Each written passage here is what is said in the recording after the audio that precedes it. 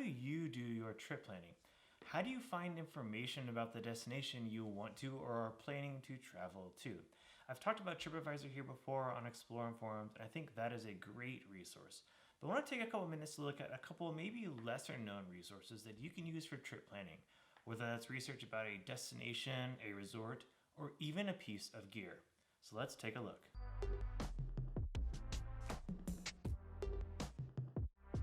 Hey everyone, my name is Ben, and welcome back to ExploreInformed, where we dig into the details of travel so that the next time you go exploring, you can go a little bit better informed. If you want to see more videos like this, or maybe you've liked a couple videos of mine you've seen before this one, consider subscribing by hitting the subscribe button down over here. That kind of helps do two things. One, it helps you see more of our content in your feed, and two, that helps me to grow this channel. So today we're talking about some lesser known travel resources that can help you do trip planning. And the first one is maybe obvious to some of you, but really wasn't to me until recently. Maybe because I'm not a big user of this resource ordinarily, but that is Facebook groups. Now I know we don't all use Facebook a ton, some of us don't use it at all, and others use it a whole bunch. But Facebook groups are a great way to find information, particularly about a resort or maybe a brand if you're looking at travel gear or photography gear or something like that. Facebook groups are really good for kind of helping to gather a group of people with the same niche or niche interest. And that's how I have found it really useful. I've been planning a couple of vacations, as I mentioned in previous videos, down to the Dominican Republic to a Hyatt Ziva there. There's a specific Facebook group that has been started by individuals, not the resort, but by interested individuals about that specific property. And they had a ton of information about it.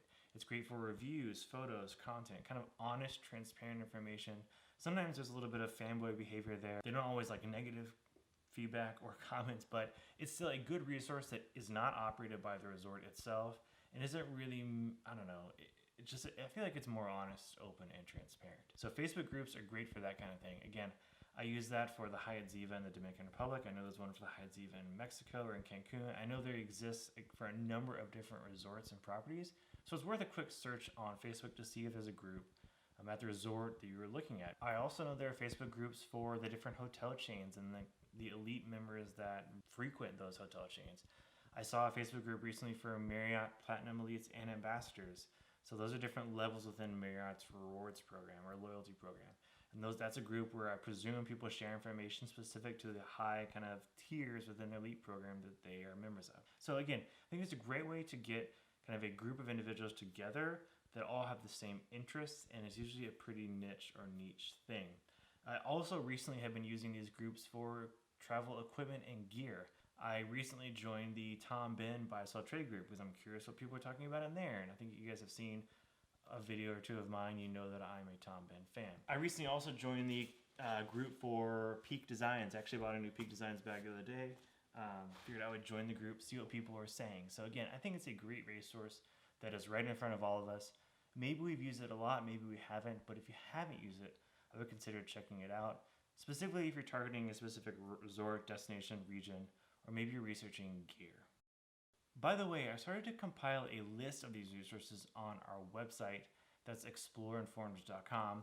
I'm doing that partly for me, but I think it's also probably useful for you all. I want to update and maintain that list over time as to start to find new and unique things. So if you want to check it out at ExploreInformed.com, there's a resource button. I will also link to it down in the description below. So back on track, the second kind of popular avenue that I have used in the past are content-specific forums. So I may have mentioned these before, but things like Flyer Talk, that's a forum that's specific for frequent flyers. There's a ton of information there about miles and points, all the different airline programs, as well as the different hotel programs. You'll find trip reports, information about news, information about changes. It's a huge community of people who all have the same interest around miles and points. And if that is your thing, that is a good resource to consider. Another one, for example, is Cruise Critic.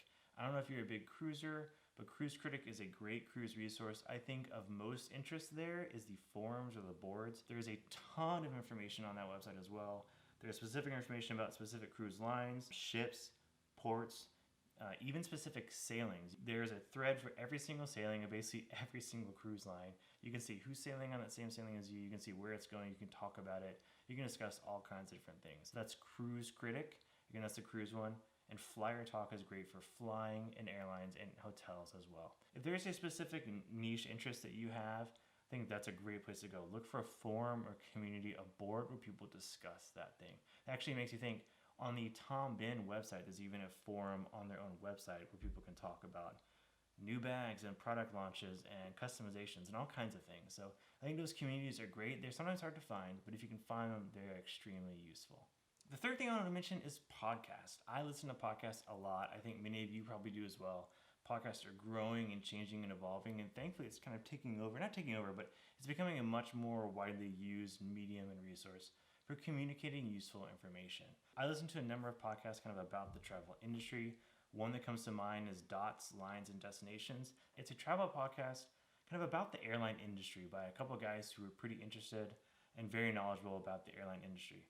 Not all of them are insiders, they don't necessarily work for airlines, but they know a lot about them. They travel a lot themselves, and it's a great resource for airline information. Royal Caribbean, if you're a big Royal Caribbean cruise fan, there's a really good podcast called the Royal Caribbean Blog Podcast.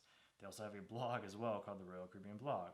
So there's a ton of great podcasts out there for every interest you might have in the travel space. And a lot of them are kind of pretty niche or niche, and they get into a lot of the details that I like to get into about a specific product, destination, airline, cruise line, whatever it may be. Also, if you want something more general, I'm a big fan of Skift. That's an industry publication I'll talk about in a minute, but they have a daily briefing. It's called the Skift Daily Briefing. They do like a 5-minute headline review of some big stories in travel. That podcast is written or kind of spoken from an industry point of view. So it's not necessarily the traveler, but the industry professional in the travel industry. But I still find it useful as a traveler to hear kind of that side of the story. So again, I'll put links down below in the description to the website and a couple of these resources. But again, you'll find them all listed out in detail at ExploreInformed.com. The fourth thing I think that's worth mentioning is blogs. I don't know if blogs have kind of decreased in popularity. I feel like they have. I could be totally wrong. I think the really successful ones have probably grown in popularity, but I feel like a lot of the other blogs have kind of petered out a little bit. But I think blogs are a great resource. A couple that come to mind are, again, Royal Caribbean Blog. I just mentioned them. If you're a big cruiser or like Royal Caribbean, Matt there has a ton of information and is posting constantly with a lot of great tips, tricks, all kinds of information about Royal Caribbean. If you like miles and points, you should look at View from the Wing and 1 Mile at a Time. Those are two hugely popular blogs, again, in the miles and points community. They talk about airlines, airline loyalty programs, and hotel loyalty programs. Another thing that's worth mentioning, I think, as number 5 is industry publications and information. Again, Skift is a big one that I want to say Skift is written for industry professionals. It certainly feels like it is, but I read it on a routine basis because I think the information is interesting. It's useful for me as a traveler to kind of know what's going on. And it's just a personal interest of mine. If the travel industry is interesting to you, I would recommend checking out Skift. That's skift.com, SKIFT.com. Another big one is Travel Weekly. I think it probably originated as a weekly publication, but obviously now everything's web-based. It's travelweekly.com. It's a great website, again, for travel information from the travel industry point of view. And it's kind of written in a news or blog format. The last thing I'll mention that are worth kind of looking out for and bookmarking when you find them are really useful tools or features that people have built on the web. There's a couple that come to mind.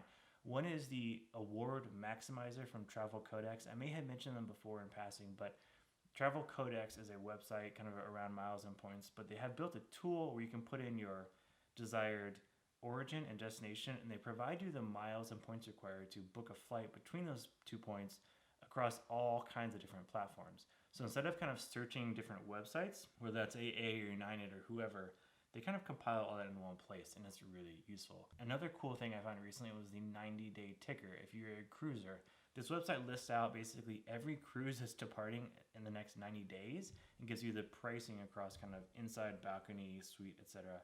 But it's cool because it's kind of a rolling ticker of the next 90 days. It kind of shows you how the prices are fluctuating, or helps you see how prices fluctuate kind of up and down for last minute cruises. And it's a great resource if you're looking to book kind of a last minute getaway. That's Vacations to Go, and that's the 90-day ticker. And again, I'll link to these down below. There are a bunch of cool things out there that people have built that are useful for traveling. I will continue to compile them as I find them on the web, but if there's a cool tool you use or a tip you found, provide that information down in the description. I can certainly add it to my list, But bookmark it for yourself as well so you don't lose it. That's the thing I always worry about is I find something cool that I don't bookmark it and I can't get back to it and I forget. Anyways, I hope those 6 things are helpful and useful. Again, that's Facebook groups, kind of content-specific forums, podcast, blogs, and industry publications. All those things I think provide a little bit of different view into a destination, an airline, a cruise line, a hotel. That kind of helps you plan your travel better in the future. As usual, you can find us on the socials at ExploreInformed. And again, our website is exploreinformed.com. But thank you all so much for watching, and I will see you next time.